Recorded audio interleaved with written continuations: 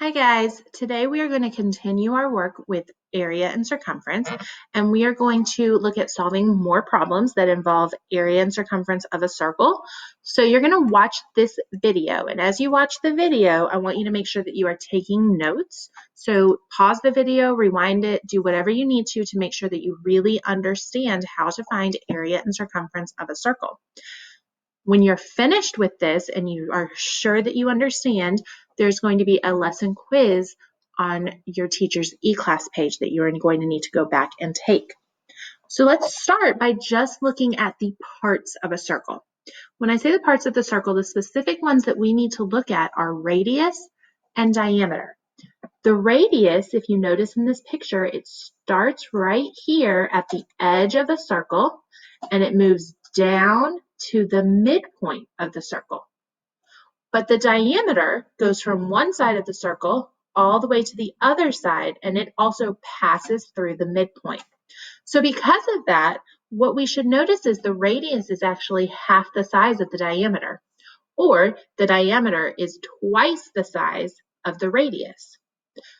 So I need to be able to find radius if I'm given the diameter, or find diameter if I'm given the radius.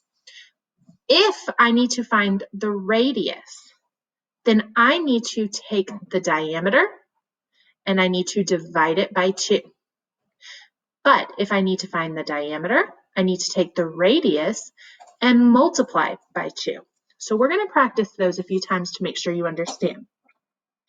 So in this first circle, you notice that the distance all the way across this circle is 8 inches, and that's what those little apostrophe-like symbols mean, is inch.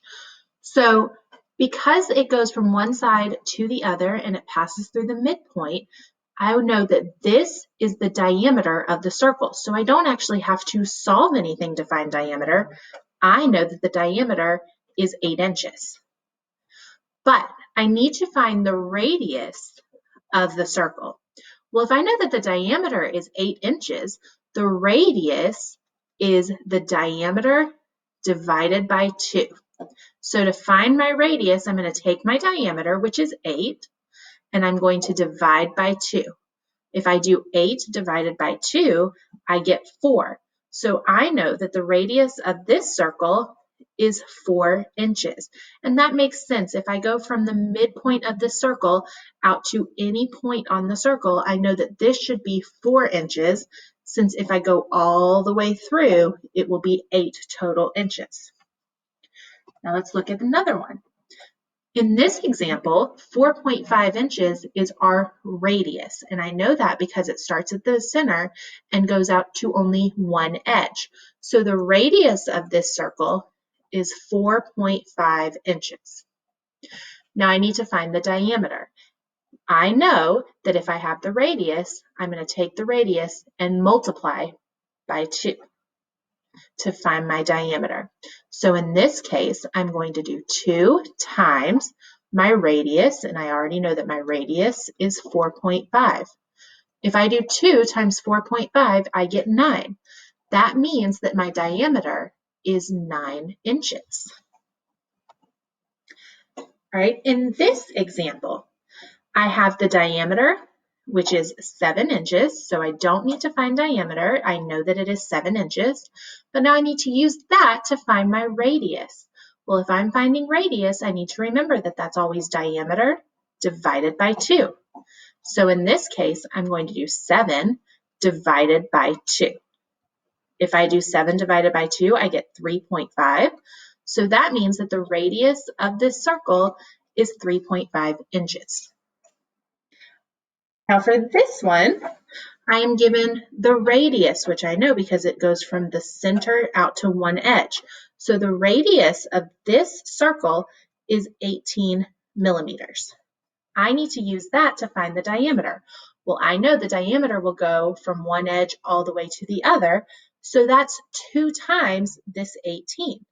So to find my diameter, I'm going to do 2 times my radius. Well, in this case, my radius is 18, so I'm going to do 2 times 18. When I do 2 times 18, I get 36. That means that my diameter is 36 millimeters. Now, I'm going to use all of that to help me find both circumference and area. And what you need to remember about circumference is that circumference refers to the distance around a circle. So when we say distance around, that's kind of similar to perimeter, except that a circle doesn't have sides. So a circle's perimeter is called circumference. The formula for circumference is right here on your screen. It's pi times diameter. Well, when we say pi is one of those irrational numbers that goes on forever. So for pi, we are going to use 3.14. There is a pi button on your calculator, but unless you are told to use that button, we are just going to round pi to use 3.14 in our formula. So if I'm going to find the circumference of this circle, remember my formula for circumference, which is right up here. My formula is pi times diameter. So I need to find circumference. Well, I said that I'm going to use 3.14 for pi, and then I'm going to multiply that by my diameter. Well, when you look at my circle, this circle has a diameter of 8 because 8 goes all the way across. So the circumference is 3.14 times 8. And when I solve 3.14 times 8, I get 25.12. And because it's a distance, I need to make sure that I put my units of measure here. So I'm going to put 25.12 inches. What that means is that if I go all the way around the outside of this circle, it is 25.12 inches around. Now let's try that with another circle. So for this circle, I'm not given the diameter, I'm given the radius. So I'm still going to use my formula, which is circumference equals pi times diameter.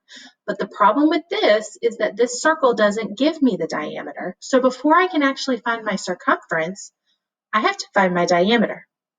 Well, I know that my diameter, I can find it by doing 2 times my radius. And if for this problem, I know that my radius is 18. So I'm going to do 2 times 18, which means that my diameter is 36 millimeters. So once I know this, I can take this and plug into my formula. So now to find my circumference, I'm going to do pi, which I'm going to use 3.14 for. And I'll multiply it by my diameter, which I found to be 36.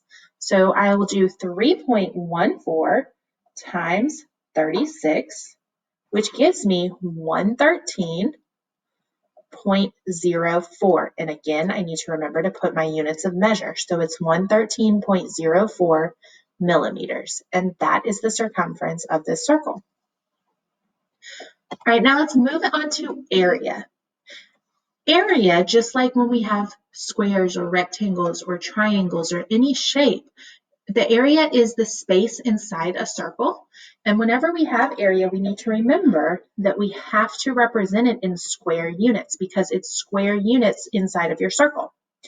So we are going to use our formula, which is right here at the top of your screen. Area equals pi times radius squared. So pi times radius squared. Well, when I look in my circle, I have a radius of 4. So to find my area, I'm going to do pi, which I use as 3.14, times radius. Well, my radius is 4, so times 4 squared. Now we have to, when we're doing this, remember your order of operations. Our order of operations tells us we have to do exponents before we multiply. So I'm going to do my exponents first. So 4 to the second power means 4 times 4, which is 16. So for this problem, I'm going to do 3.14 times 16. So then I will solve that. And when I do 3.14 times 16, I get 50.24. Now I need to make sure I put my units of measure, which in this case is centimeters. And because it's area, remember area is always measured in square units. So it's actually going to be centimeters squared. And this is my area of my circle. Right? And for your last circle, we're going to look at this one.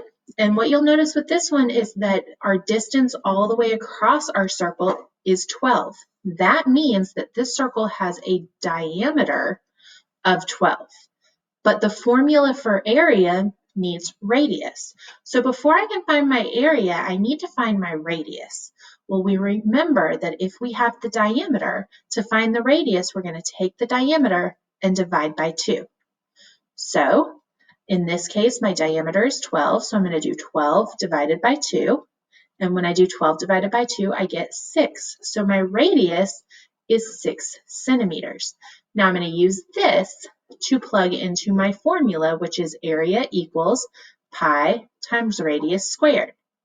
So to find my area, pi is going to be 3.14, then times, I found that my radius is 6, so it's times 6 squared. Again, I always need to make sure I do my exponents first before I multiply. So 6 squared, remember, it does not mean 6 times 2. It actually means 6 multiplied by itself twice. So it means 6 times 6, which is 36. So to find my area, I'm going to do 3.14 times 36. Now, when I solve 3.14 times 36, I get 113.04. And again, the units of measure for this circle are centimeters, and because it's area, it's going to be square centimeters. So this is the area of my circle. All right, if you have any questions, make sure you let your teacher know. And if you are good, you can go ahead and start working on your lesson quiz. Have a great day.